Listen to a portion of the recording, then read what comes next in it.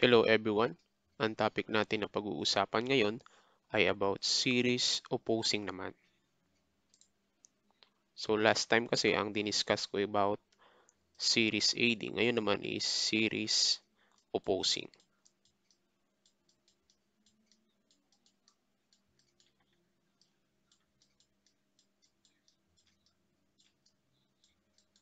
Series opposing voltages. So ano pagkakaiba ni series aiding kay series opposing? So si series aiding, so ang mga connection yan ay ganito. Kunwari ito ay positive, tapos negative, tapos positive. Ang connection niya, kung yung negative ang ginamit mo, so dapat i-connect siya sa positive. So kung ito ay mayroong value na 12 volts at 7 volts, so ang equivalent voltage mo since yan ay series aiding is 12 plus 7 is 19. Now, example pa, positive, negative.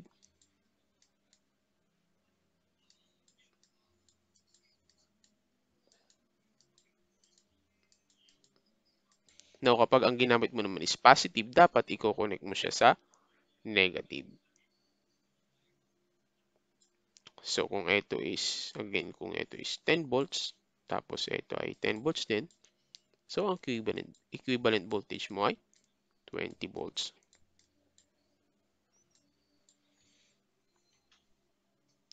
So si series opposing,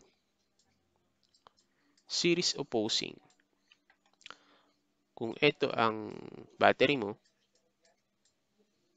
positive, negative, positive, negative. Si series opposing, ang connection niya, si negative ay nakatap or itatap mo siya ngayon sa kapwa niya negative.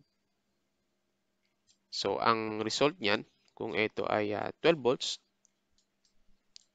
tapos ito ay 7 volts, so ang equivalent voltage mo na ngayon ay ilan? 5 volts.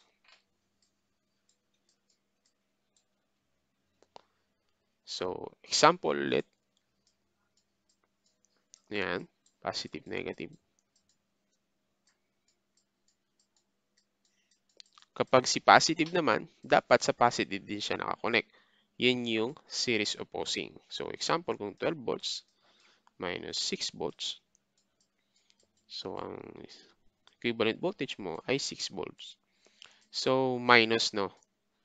Tapos si opposing ay minus, tapos si aiding naman ay addition. So, yan ang pagkakaiba ni series opposing kay series aiding. So, magbigay tayo ng example under kay series opposing.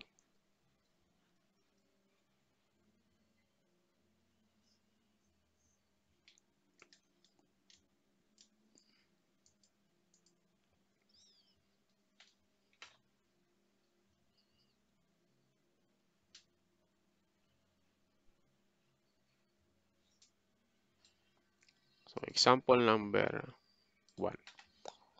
So, number 1 example. So, circuit. Tapos, sabihin natin ano to, negative din. Kinonect natin siya sa negative. Ay, sorry.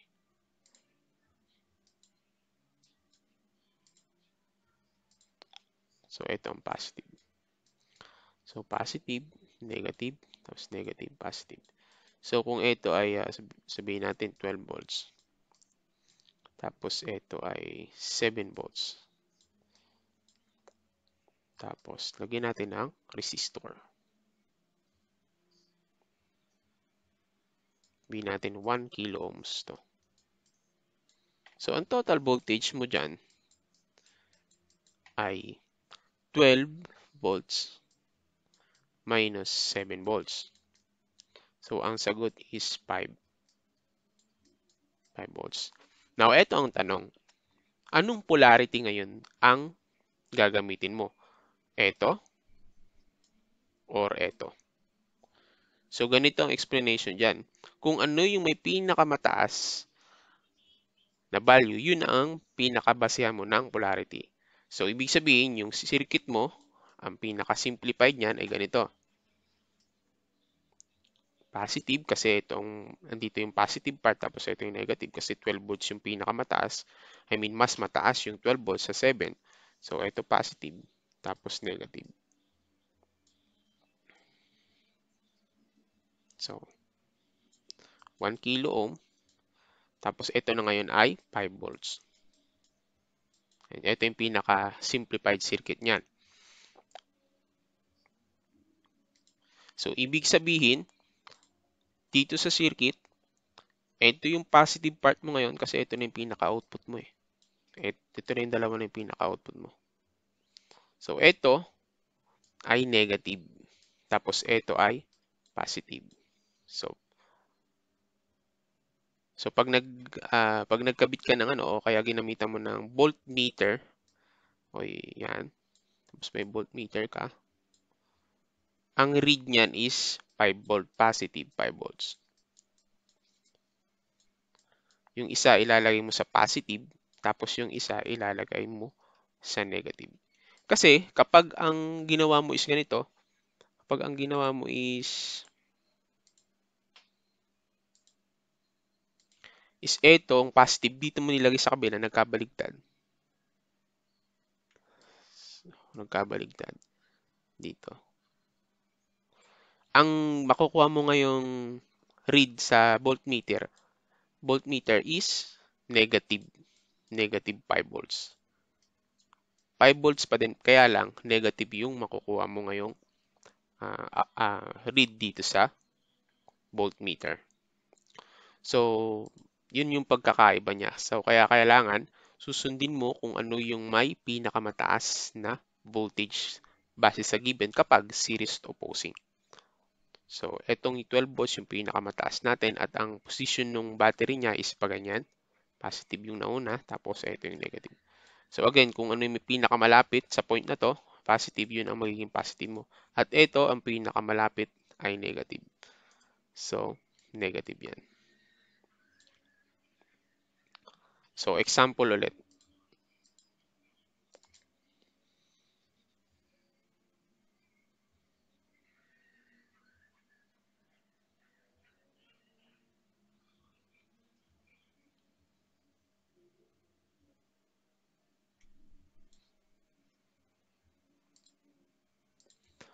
So, example, kung kanina yung negative yung magka-connect natin, ngayon naman, ang gawin natin is yung parehong positive naman yung magka-connect.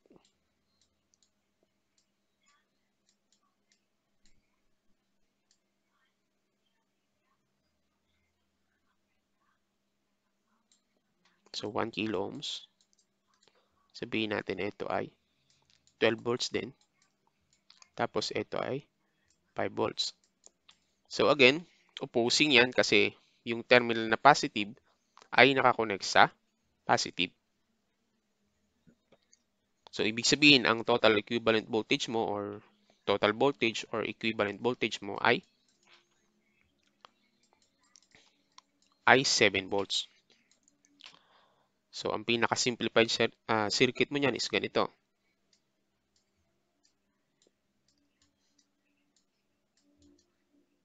Ay, sorry.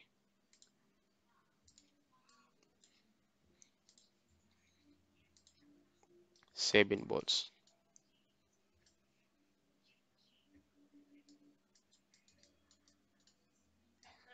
Yan. So yung polarity niya, so again, yung 12 yung pinakamataas, so yun ang gagamitin o yun ang gagamitin natin or yun ang pagbabasehan natin. Since ngayon yung position ng battery is andito ngayon yung positive, so etong part na to, hanggang dito sa point na to kasi ito yung pinaka-output mo na ngayon. O kaya yung pinaka, not the output but yung pinaka voltage na total mo. So, mag-a-act siya as ganito kasi. So, ito yung negative. So, ito yung negative part mo, kagaya dito. So, kamukha nito. Bakit negative dito, tapos positive dito. So, ito yung pinaka naman ay positive. So, ibig sabihin, pag gumamit ka ng voltmeter,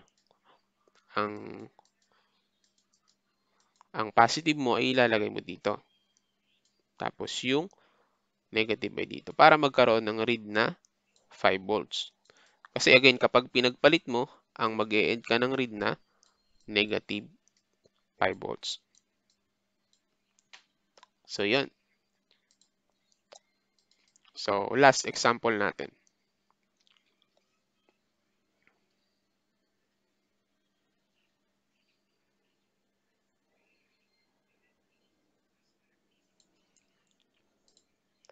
So, example naman is,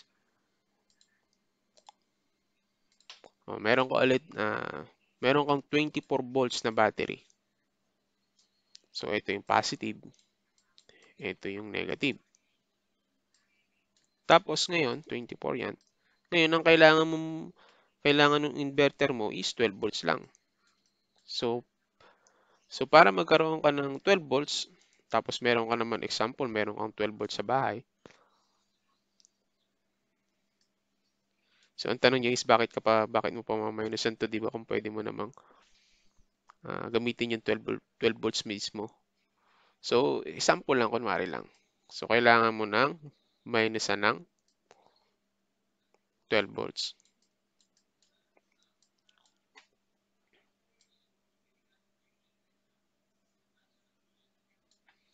Yan. So, ito yung positive, ito yung negative. So, kunwari ginawa mo is, ang kinunik mo is yung dalawang positive. So, meron kang output na, dapat makuha mong output is positive 12 volts, hindi negative 12 volts. So, saan dito yung pinaka-positive mo at alin dito yung pinaka-negative mo. So, again, ito yung pagbabasehan mo. Kasi ito yung may pinakamataas at aalamin mo kung nasan yung positive at negative. So, ang pinaka nangyari dyan is, ito yung 24 volts mo. So, andito yung positive. Tapos, ito yung negative. So, ito yung 12 volts mo. So, ito yung positive. Ito yung negative. So, 24 volts to. Tapos, ito ay 12 volts.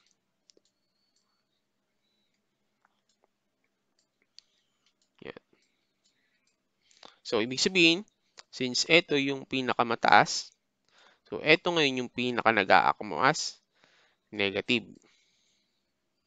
Tapos, ito, dun sa end ng 12 volts, yun yung nag-a-act mo as positive. So, ibig sabihin, ito yung negative mo, dito mo ilalagay yung negative. Tapos, dito mo ilalagay yung positive. Para makakuha ka ng positive 12 volts. So, yun. So, ganun lang ang series opposing pagdating sa polarity at pagdating sa pag-compute ng total voltage.